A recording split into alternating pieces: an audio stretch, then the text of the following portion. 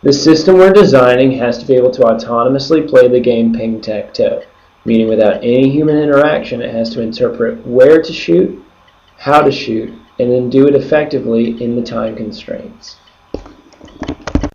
This system will consist of the robot or shooting mechanism, which will be controlled by the Q4 board and the target PC, which will give out the various position signals.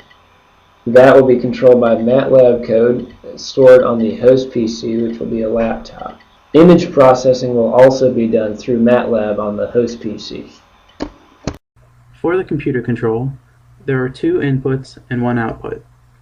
The 2 inputs, which are the start signal and the camera, enter into the control loop, which pulls the camera until it finds that an LED has been activated inside the picture, and it sends this image to the image acquisition. In the image acquisition, these camera images are converted into a matrix in MATLAB. This matrix will then be used as input for the image processing, which will take the values of the matrix and run them through various functions until it can determine where the new ping pong ball has landed inside the cup. It will use this information to make a matrix, which it will then pass to the game algorithm. The matrix that contains this game's current ball positions will then be used as input for the game algorithm. And the game algorithm will then decide, based on these locations, where the best position to go next is. It will then send that output to the motor lookup table. The motor lookup table will be a list of all of the positions that the motors need to be in to get the ball into the correct cup, as decided by the game algorithm.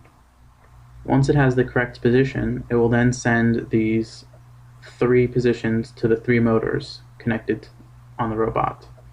Once the lookup table is finished, it will continue with the control loop, polling until the next robot makes its move. The image processing will take the input from the start signal to start getting images from the camera. The images will then go through image cropping, where it will cut off all the unnecessary edges of the picture, leaving only the valuable information, mainly the cups. This will allow for faster computations of the images. The image will then go through a grayscale, where it will convert the 3-dimensional RGB values in the matrix to a 2-dimensional grayscale matrix.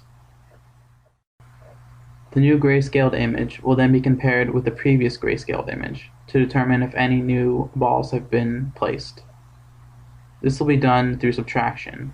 The previous grayscaled image will then be subtracted from the current grayscaled image, leaving only the pixels that were unchanged between the two. This new matrix will then be put through thresholding, which will remove the pixels that did not significantly change from the images, and should only leave the pixels of the ping pong ball.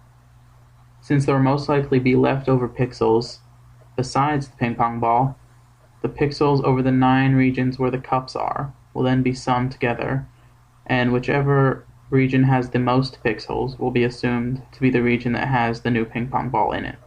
And this value will be then put into the ball matrix, which is sent onward. The feeder is composed of a hopper and a loading mechanism. The hopper will be designed to hold at least 15 ping pong balls at one time and have the capability to provide a smooth transition of the ball from the hopper to the loading mechanism. The loading mechanism will be a piece of PVC pipe with 2 holes drilled into it set apart at a distance of 1.6 inches. A servo motor will be attached to the outside of the pipe with pins attached 180 degrees apart and with joints so that they can be pushed into the pipe at a constant perpendicular angle to the pipe. When the servo turns one direction, it will release one ball while holding the others back and reload by turning 180 degrees in the negative direction, as shown in the diagrams below. The function of the base is to control the angular position, brace the shooting pipe and its components, and to house the electronics. It has 3 large wheels attached between its 2 plates, and 1 medium wheel attached above the top plate. The medium wheel is used to stabilize the top plate, and the 3 large wheels with the medium wheel allow the top plate to rotate on an almost frictionless surface, using a servo motor with a shaft attached to the top plate directly below the exit of the shooting pipe, and its base attached to the bottom plate.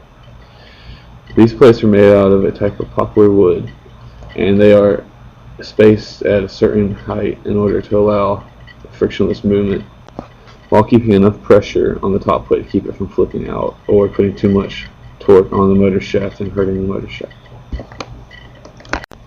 To control the angle at which the pipe is shooting at, a motor will be connected to the bottom plate with the motor shaft being attached to the top plate. The shaft angle will control at which angle it shoots at, and it will rotate it to a certain degree, allowing the pipe to shoot at a certain particular cup. There will be 7 different angles of the base, one for the vertical middle cups, and then one for each other cup. Due to symmetry, the remaining 6 cups will have 3 angles on one side and then the negative of those 3 angles on the other. Therefore, the shooting angle for cup 2 will be the negative angle as the shooting angle for cup 5. Vertical positioning will be determined by a motor actually connected to a gear with a chain connected to the PVC pipe that shoots out the ball. There will be 6 different heights that are needed, and in order to get these, we'll have a servo motor connected to a gear. This gear will have a chain hard connected to one of the gear prongs, and then that chain will run along the gear and connect hard to the PVC pipe. Once this servo motor turns to a certain degree, it will pick this pipe up to a certain vertical position, and then it can turn back down to lower it. The gear will have a large enough radius to accommodate each of the different positions required. And then this will bring us on how to power the robot. The robot will be powered by 120 VAC from a wall outlet. That will then be converted into a DC voltage, probably at about 5 volts, to power our DC motors. Since the motors may have different draws and different powers, we'll have to amplify to keep all the loads the same since they'll be in parallel. And last, but of utmost importance, is safety. We're going to make sure that through the operation and development of this machine that we're being safe. All electrical circuits will be properly grounded, and no electrical components will be exposed, making sure to use proper protective covering. As far as mechanical safety, any potential finger hazards or other hazards will be either clearly marked or covered up to prevent that. And our design is low noise, so we don't have to worry about any ear damage. Well, that's our project. Thank you for listening.